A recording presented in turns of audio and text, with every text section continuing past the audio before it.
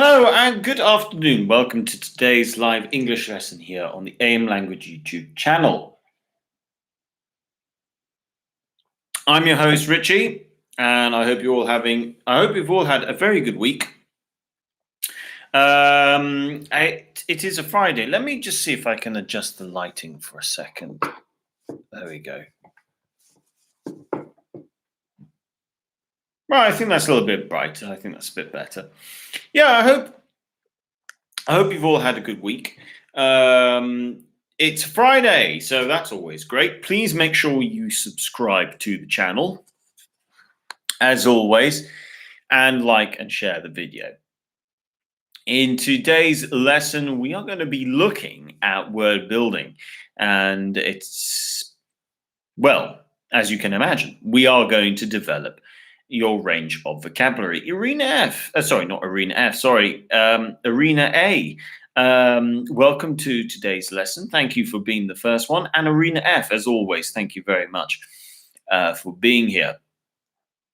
It's always great to see the same people joining in, and thank you so much for supporting the channel as well. So, look, in today's lesson, we are going to develop our range of words for various things. We're going to look at synonyms, though,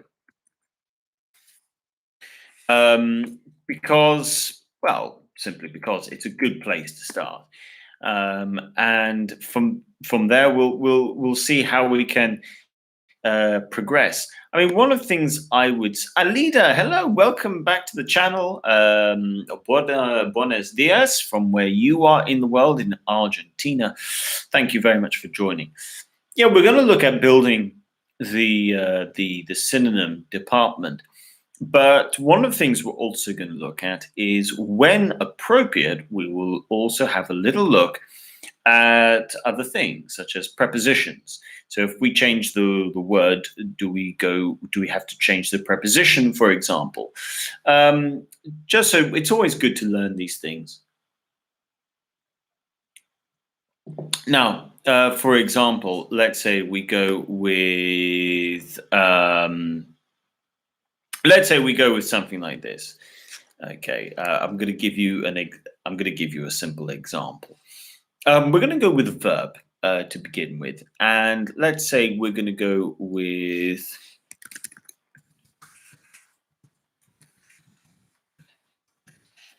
let's say we're going with a sentence like this. We need to change with the times. The verb here is change. We all know this, and we can see the preposition with. Okay. Now there are quite a few different synonyms we can go with when it comes to looking at other words to change. But we can go with, for instance, we need to adapt to the times. All of a sudden, we're saying the same thing. We've changed the word from change to adapt, because in this context, it has the same meaning. But we can see here that we're going to change the preposition. So if we're going to use change, we're going to use change with the times. If we're going to go with adapt, it's going to be adapt to the times. The meaning, of course, is the same. And sometimes there won't be a difference, and other times there might be a difference. Let's say we want to go with another word to do with change. Let's say we want to go with adjust. We need to adjust to the times. Okay, now in this case, we can see that we've got change, adapt, and adjust. All mean the same thing, except if I go with change, I need to use the preposition with. That's the word. What we're looking at here is word collocation and dependent prepositions as well. So we're looking at quite a few things here when we are word building. But here we can see, okay, if I don't want to use change, well, I can use adapt. But if I use adapt, then I need to use to. Maybe I don't want to use adapt. Maybe I want to use adjust. In this case, I can use adapt to the times, and I can also say adjust to the times. So there's no change in preposition. And this is what we are going to look at. Can we think of one more? Let's say you want to go with, this one is an interesting one. Let's go with, let's say you want to go with this. One of the things you might hear today is the word diverse, for example. Okay, so let's say you want to go diverse. Diverse is, okay, it means to change, and what we would say in diverse and change direction. Change direction, image, and expand. Okay, that's what diverse means, and expand, and possibly be more inclusive as well. This is something that you will see a lot, to diverse. To diverse is going to be a change of direction in something. It might be to do with image, almost always to do with image, but to expand, so to grow, and possibly be more inclusive. So here you want to bring in more different types of people. So to diverse. But let's say we go back to the original sentence. We need to change with the times. We need to adapt to the times. We need to adjust to the times. We need to diverse. Let's see here. We need to diverse according. Now this is next thing here. So we need to diverse according to the times, or we need to diverse according with the to the times. So here what we will see is, if you want to use the word diverse, then you need to throw in this extra word. We need to diverse according to the times. So here we can see how we can word build, and every single time we use a different word to mean the same thing, maybe be a bit more precise with the meaning you want to go with in terms of what does change mean. We have to be careful about word collocation. In some cases, we just need to add a preposition. In other cases, we need to add in an extra word like according. So that's what we're going to look at in today's lesson.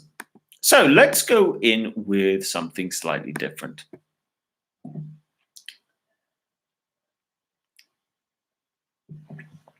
Okay, so let's say this time we are going to go with the word.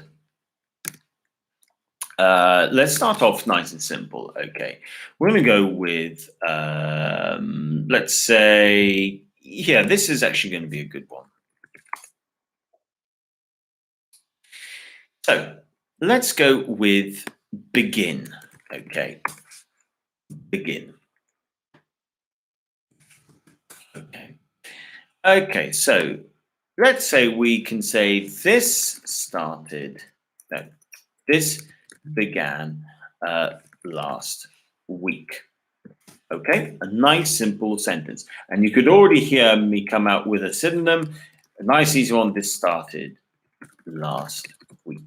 Okay, now let's see what possible let's see what possible alternatives might be. Now I'm going to give you some alternatives. Now I'm going to give you an extra context. Okay, let's go with, let's add a little bit. Okay, let's say we're going to go with the project began last week. Let's go with that. Okay, so the project began, the project started last week. The project was started last week. Now, let's see. I'm going to give you some options. Some of the options you can use, other options we are not going to be able to use. Okay. Okay, commence. Let's go with born. Let's go with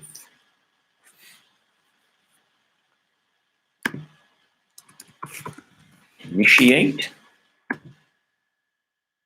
And let's go with, sorry, that needs to be C, initiate. D, go ahead, or in this case, went ahead if it's in the past. We do need to think about we do need to think about the tense. And let's go with one last one. Let's go with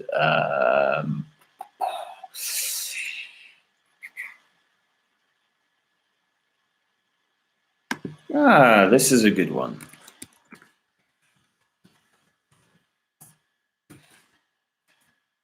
Okay. Which ones do you think we can use? Now, here we sometimes also need to think in terms of active and passive. So I'm going to give you guys the choice. If you want to change it to a passive, you can do. If we say the project started last week, that's obviously an active sentence. But if you want to change it to a passive, and sometimes it might make more sense, feel free to do so.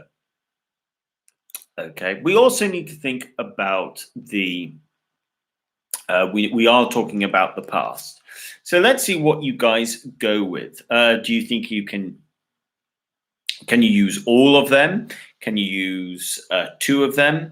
Let's see. So Alida has said A, commence, C, initiate, and E, set in motion. Okay, very good. Thank you very much, Alida. If you agree with Alida, let me know in the live chat section. If you disagree, though, come in with your own ideas.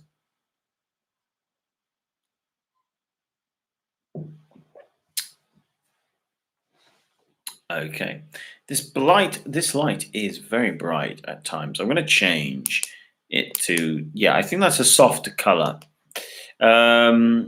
The light can sometimes be a little bit too strong. Okay, so we've got A, C, and E. If you would like to come in with your own ideas, please do, and I'll show you. Then I'll show you what the answers are and see how we can just develop our range. Now, I would like to say that again, all of these words, by the way, can be used to talk about a beginning or a starting of something. But we always need to think of the context. Irina says A and C. Well, thank you very much. Now, let's go with Alida says the project was set in motion last week. So well done, Alida. There you've changed it to a... I quite like that sentence, actually. You've added in the verb to be. So the project was set in motion last week. I really like that. That's got a nice ring to it. Changed a little bit about the sentence, a bit more of a passive sort of structure. And Manuel says A and C. So let's see. So let's go with this A. Can we use A? Well, if we use A, we can say the project commenced last week. So that actually works quite nicely. Can we say, okay, the project was born last week? The answer is no. We cannot use this. Okay, so no, we cannot use born in this case. I would always say, look, you can sometimes use born outside of a living thing. It is possible, but when it comes to things like projects, I want to stress this. Please do not use born. Sometimes you might hear people try to use a company, like a company was born in 2001, for example. It's not to say you cannot do that, but it's not normal and it's not the best choice of word. I myself would never choose to use it. I would always prefer to use other verbs, but in general, in this case with a project, please don't use born. I advise against it. C, initiate. So the project was, this has to be into it. This project initiated. No, we can't use this in an active. We can make this in a passive sentence. The project was initiated. Initiated. There we go. The project was initiated last week. This, yes, we can use this. It's not wrong to use the word initiate. I don't know how many of I think many of you might know the word in terms of it being easily translated into other languages. I think initiate is a Latin-based word, so some of you probably know the translation already in your own language. D, yes, absolutely. You can use D. Well, let's look actually at the meaning though. The project went ahead last week. Now this is a yes and no, and the reason why this is a yes and no is as follows. Yes, we can use this structure, but if we think about the meaning, this might not have the exact same meaning as begin. Now, why do I say this? If it's one thing, okay, for instance, let's say we went like the event went ahead last week, or the wedding went ahead last week, that would make sense because it's a one thing. A project is something continuous. Alida says, but go ahead is when it has already started, isn't it? Yeah, it's already started. And that's my point. Yes, we are saying on one hand, yes, the project started, but we tend to use went ahead or go ahead when something has started and finished. So the wedding went ahead last week. The event went ahead last week. The elections went ahead last week. They started, it happened, and finished. So even though it has a very similar meaning, the context we have to think about. To say the project went ahead last week, we might automatically think, okay, so the project went ahead last week, but we might also be thinking that the project has already finished as well. This is to do with our understanding of how we use the term go ahead or went ahead, specifically went ahead, when we're using it in the past. This is to do with how we understand it as natives. This is how we choose to use it. So it's not to say you are completely wrong.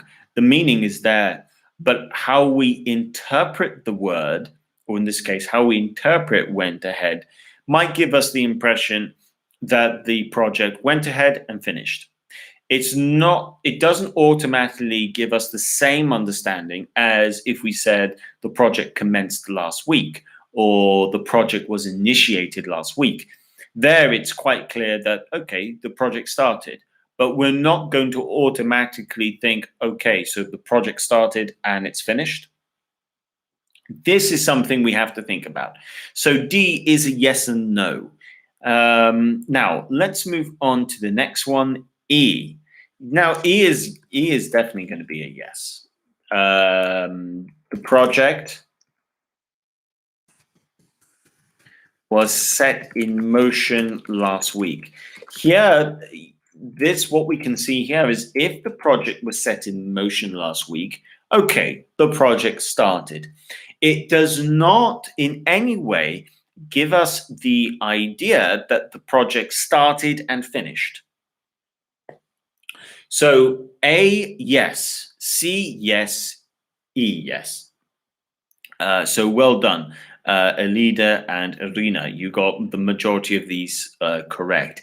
Like I said, D is not exactly wrong, but it's not exactly right either. And that's because of how we choose to use these words.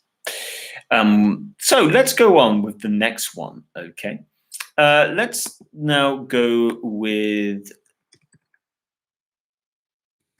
let's go with this word, okay? Let's go with, let's change things up a little bit because we've looked a little bit at, verbs here. So let's change things up a bit. Let's now go with a slightly different word. Let's go with an adjective that many people probably are experiencing during COVID as well. So it's definitely a word that you would all use, and most of you probably already know the word anxious. So let's say we are looking at a sentence such as, I'm feeling anxious, okay? So this is probably something that you guys already know how to put together. And it's obviously, if you're feeling anxious, something is worrying you, you're not feeling completely comfortable in some way, and maybe you feel a little bit stressed as well. All the things that come with anxiety. Now, let's look at some possible alternatives. And sometimes we can say, let's go for something whereby we are thinking, can I be a bit more precise in some sort of way? Okay. So let's look at the options below.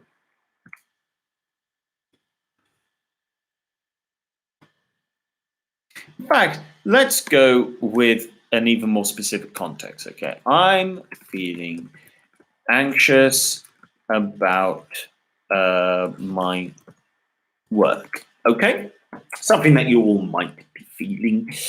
So, once again, I'm going to give you some options, and then you can come in and let me know which ones you think we can use.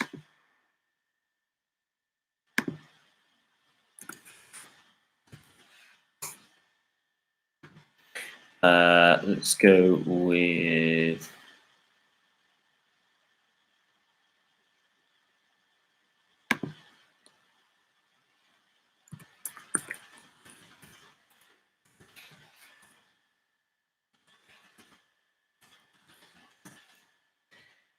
let's go with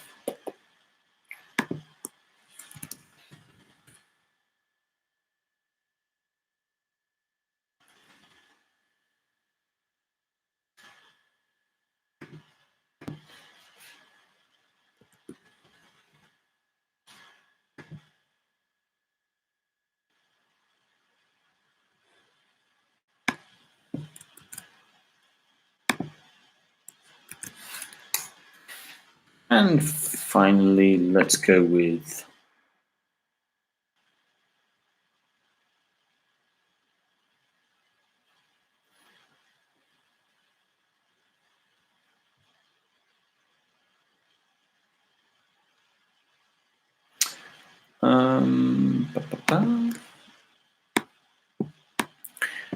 apologies, just one more.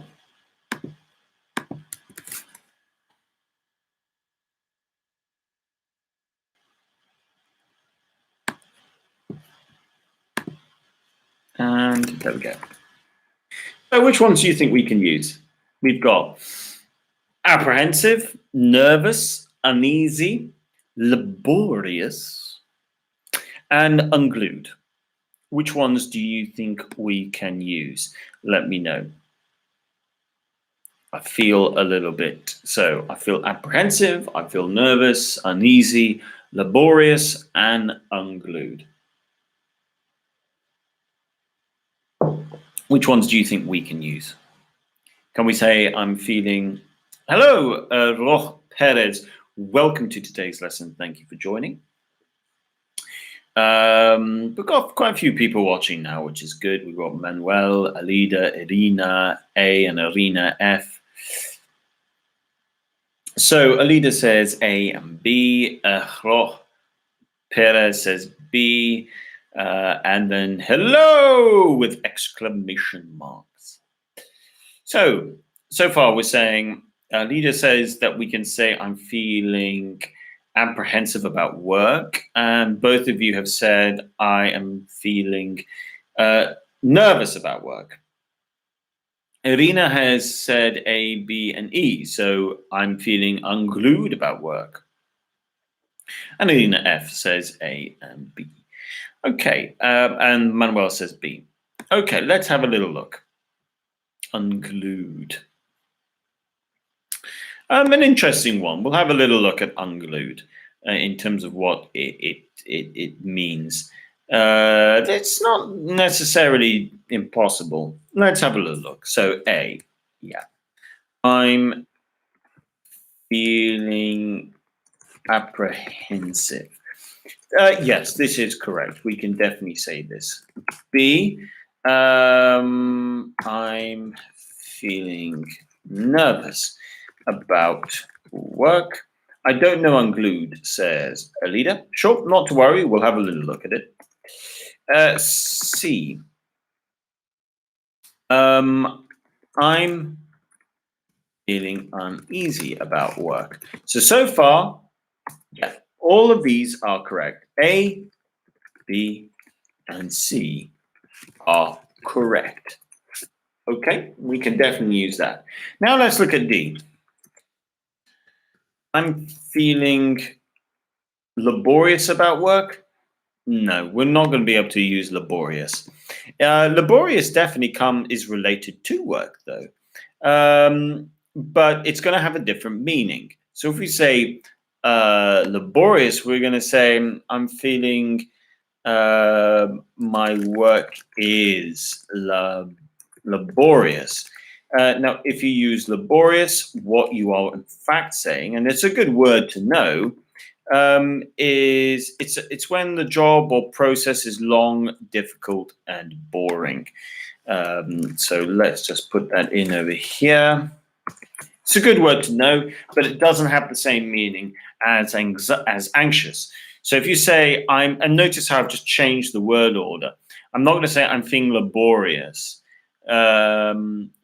Because in this case, the work is laborious. Therefore, work has to come before the adjective. I'm feeling my work is laborious, which means you're saying the job and the process is long, it's difficult, and it's quite boring as well. Now, E. I'm feeling, so this is obviously wrong, okay? So D is wrong. Now, let's look at E. Unglued.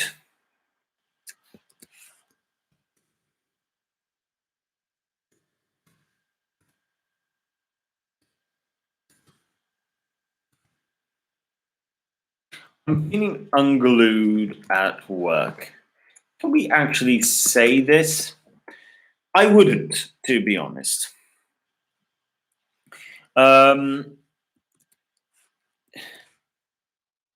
If you say I'm feeling unglued, you can feel unglued. It's true. But if you say I'm feeling unglued, let's just first of all look at unglued, okay? Now, unglued, unglued is coming unstuck, okay? Unglued is coming unstuck. So I'm feeling unglued at work means you're becoming unstuck. People might think that's an unusual way of describing it. Maybe you're not feeling very secure at work. Maybe you're thinking about your job, for example. The term unglued in this case might be a bit unclear, but you can feel unglued in a situation. It's not to say you can't be unglued. How might we be able to use unglued? I mean, I've introduced it, so let's see how we can actually use it. Let's say we're going to go with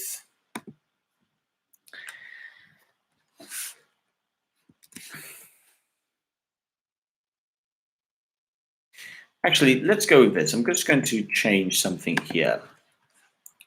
I'm just going to go with this. By the way, Lexico, that's the dictionary I like to use a lot. Lexico is a good one. What we would say is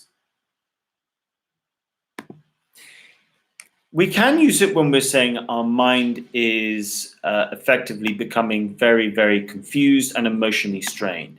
So we would say this as a concluding sort of adjective. So you can say the situation is so stressful and difficult that mentally I'm becoming unglued and I need to I need a change. Okay, so let me explain this. The situation is so stressful and difficult that mentally I'm becoming unglued and I need a change. What we're saying here is if I mean, this is quite serious language now. So it's a bit like the other one. Yes, we can use it if we are talking about anxiety. This is true. But we've got to add extra context, and I would usually use this adjective as a concluding adjective. I wouldn't go in straight away with this adjective because it's quite a strong adjective. Here is stuck, strong, secure, unglued is coming apart. If you start using a term like unglued, it means that the situation is so stressful and so difficult that mentally you're becoming, your mental health is really suffering. And therefore you need a change, and you need a change straight away, and it's becoming too difficult.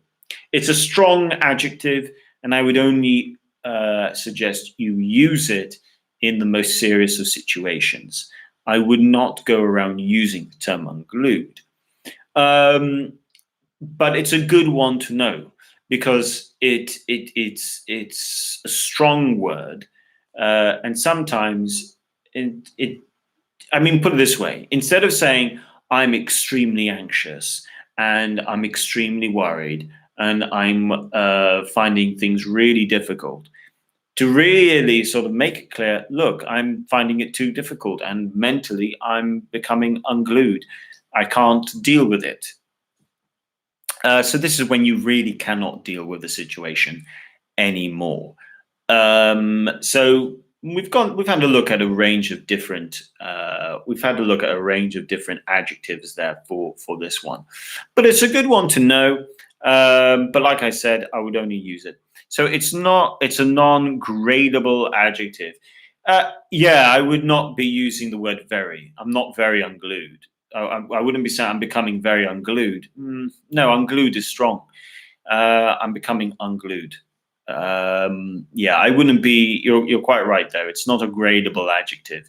I wouldn't be using it as a gradable adjective. That's for sure, because it's already strong.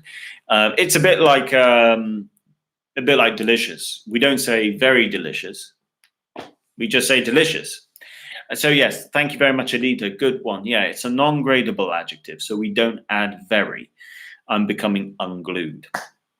But like I said, you only use it in extreme situations. I wouldn't go around using this term unless it was a really serious situation. Okay, so thank you very much, guys. Make sure, if you've enjoyed this video, make sure you like, share with friends, and make sure you subscribe. I will be back on Monday at 4:30 with more live English lessons. And next week, there'll also be at least one short video of some kind going up as well. A big thank you to Alida, Irina F, Manuel, Irina A, Irina F, Rojo, Ro Perez, sorry. I think I've said Irina F and Alida. Yeah, I think I've said everyone. So thank you very much, Alida. Thank you very much, Irina F. Thank you very much, Irina A. And yes, have a good weekend, everyone. Have a good weekend, and I will see you next week. You too, Manuel. Take care, and see you next week, guys. Bye for now. Oh, and please tell your classmates. So if you, yeah, just raw. Yes, just raw.